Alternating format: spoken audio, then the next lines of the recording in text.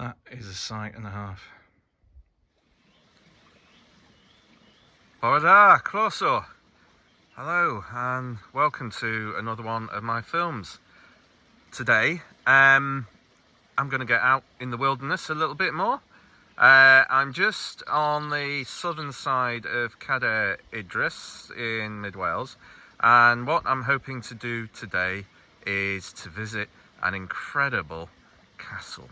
So this is an area I've never been before, and also I'm hoping to show you around a place that once was visited by royalty and even has seen the hammer of the gods. Just look at this. St. Michael's Church. You can't make some of these places up, can you? I do admit sometimes when you open these doors, you're never quite sure what or who's behind it. Obviously, probably very much for the farming community. What a wonderful place.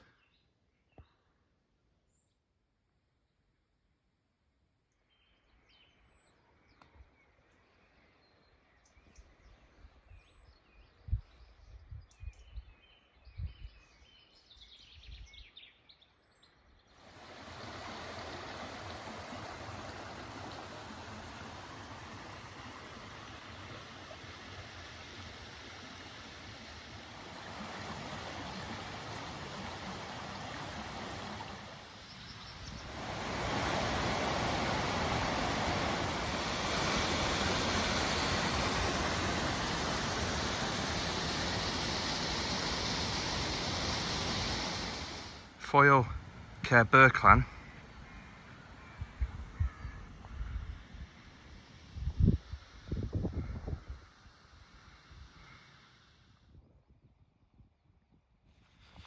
That was quite muddy, so this is great.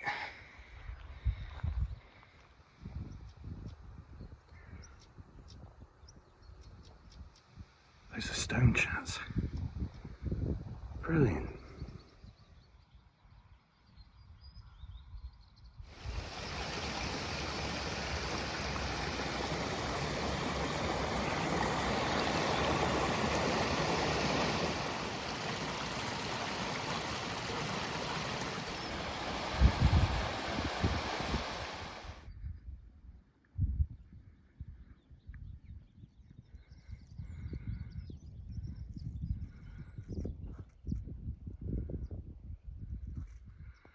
Amazing.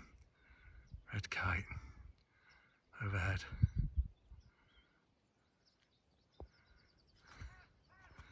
I can hear a cuckoo. So we just take a right here. I've got a feeling this is going to get mucky, but never mind.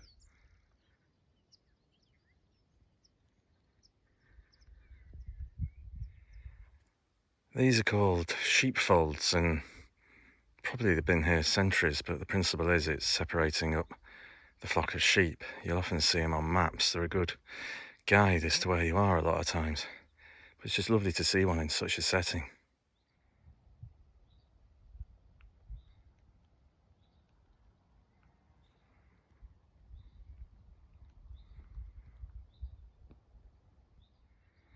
You can see the huge scars of the V-shaped glacier that set out this valley as we see it today.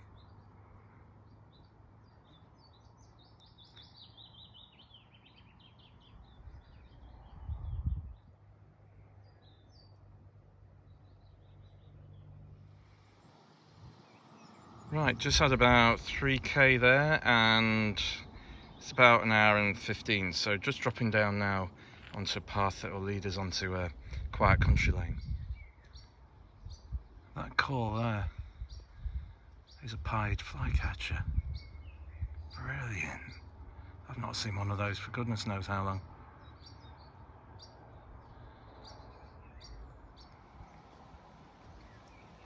The valley just opening out now. So we're just going down, and I'm absolutely loving this. Just climbed a fence and I'm going right down here for a bit. The Avon Daisani. It's why you come.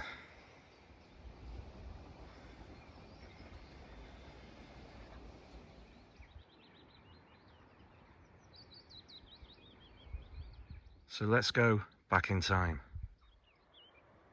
This fortress was built by Llewellyn ap Iorwerth, Llewellyn the Great. It was started in 1224, and ostensibly it was to protect his southern flank of Gwynedd, and secondly, to protect his cattle. Cattle was like currency back in medieval times, and as a consequence it was incredibly valuable. This also allowed him to dominate the surrounding area of Meirionydd and other lordships, and also obviously to protect against the English.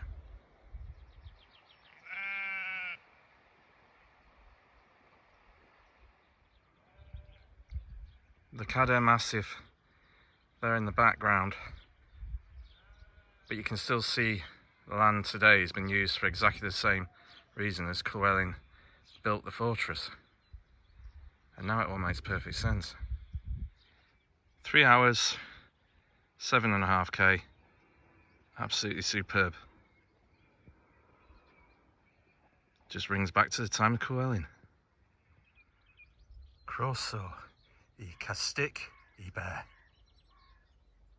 Let's go and have a look.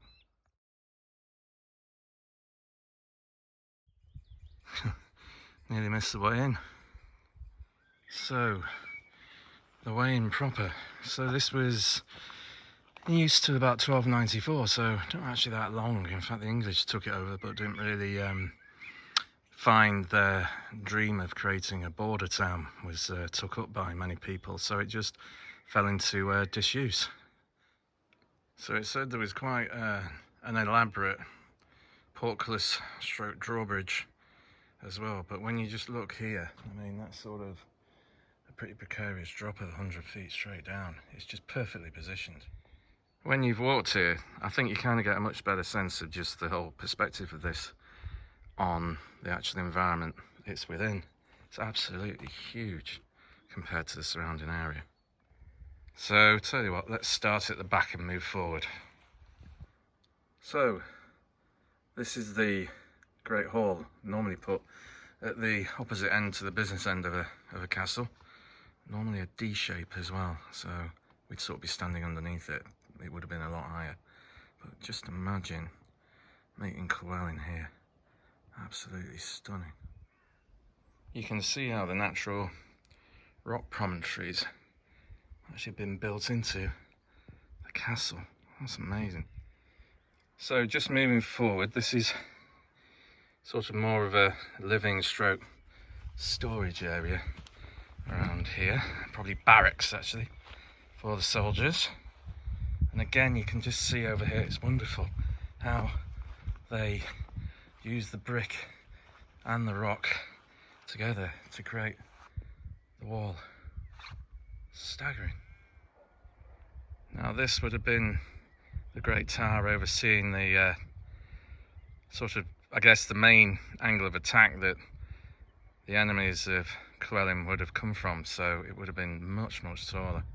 But as you can see, they were sort of funneled into this particular spot, so it must have been lethal if you were trying to attack. So this now is the Great Tower. Just look at that. That's easily 6 feet wide. And then obviously it would have gone a heck of a lot higher. But a real commanding view. Llewellyn was rich enough due to his cattle that he could actually afford to use stone. That did differentiate him from a lot of people. And it's why these things are still here.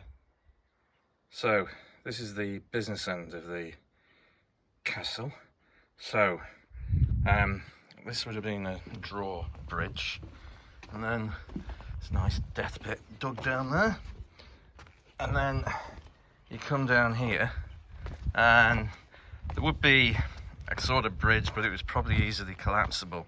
And again, what they've done is they've dug down, so at a moment's notice whoever was attacking basically suddenly would be faced with this incredible drop.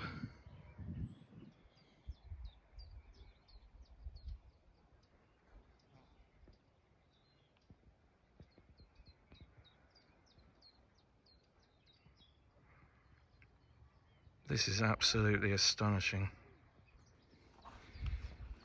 Just getting towards the western side of the castle. So truly getting towards the business end now, as you see again how the rock has been built upon. So using the natural landscape to create an incredible fortress. Just look at the thickness of that. Getting right towards the front now, and as you can see, this was truly designed for business. Look how thick that is. Now we're just approaching right to the very front of the castle. Absolutely amazing. And there you are. So you can obviously see for miles. You can check on your cattle, but most definitely this was an incredibly dangerous place to try and take. What a place, what a place.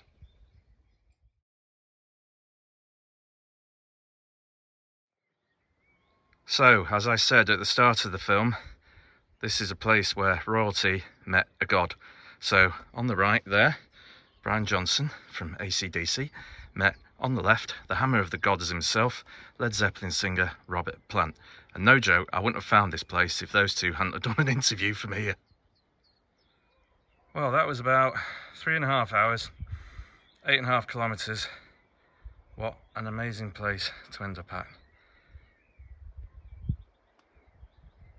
Castell y Bere.